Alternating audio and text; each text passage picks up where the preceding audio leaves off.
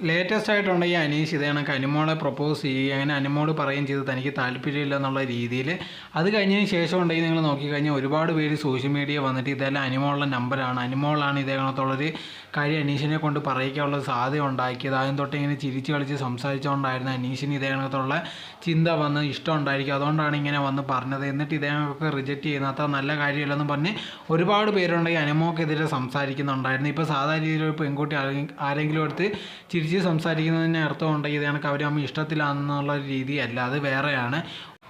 അതേ സമയത്ത് ഒരുപാട് പേര് ഇതേ കണക്ക് പറയുന്നുണ്ടായിരുന്നു ഇത് അനീഷിൻ്റെ ഒരു ഗെയിം പ്ലാൻ എന്നുള്ള രീതിയിൽ ഇതേ കണക്ക് വന്ന് പ്രപ്പോസ് ചെയ്യുമ്പോൾ ഇത് കാണുമ്പോൾ ഒരുപാട് പേർക്കുണ്ടെങ്കിൽ എന്തു പറ്റി, അല്ലെങ്കിൽ ഒരു പതറ്റിക്കായിട്ട് കാണുമ്പോഴത്തേക്ക് ഒരുപാട് പേര് സപ്പോർട്ട് ചെയ്യും, അതുകൊണ്ട് തന്നെ ഇതേ കണക്കുള്ള കാര്യം ചെയ്തതെന്ന് അത് ഒരുപാട് പേര് പറയുന്നുണ്ട്. എന്തായിരുന്നാലും ശരി, ഇത് രണ്ടുപേരുടെയും പ്ലാനിങ് എല്ലാം നമുക്ക് കണ്ടാൽ മനസ്സിലാവുന്ന ഒരു കാര്യമാണ്. കാരണം അവർ ഒരുപാട് കണ്ടൻറ്റ് അതിനകത്ത് കൊടുക്കുന്നുണ്ട്. അതോടെ തന്നെ ലാസ്റ്റ് വീക്ക് ഇങ്ങനെ കൊടുത്തിട്ട് അവർക്ക് ജയിക്കേണ്ട ഒരു ആവശ്യവും ഇല്ല.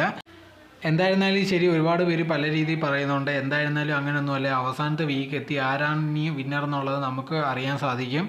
ഇതിനെപ്പറ്റിയുള്ള നിങ്ങളുടെ അഭിപ്രായം എന്തോന്ന് കമൻറ്റ് ബോക്സിൽ കമൻറ്റായി രേഖപ്പെടുത്തുക.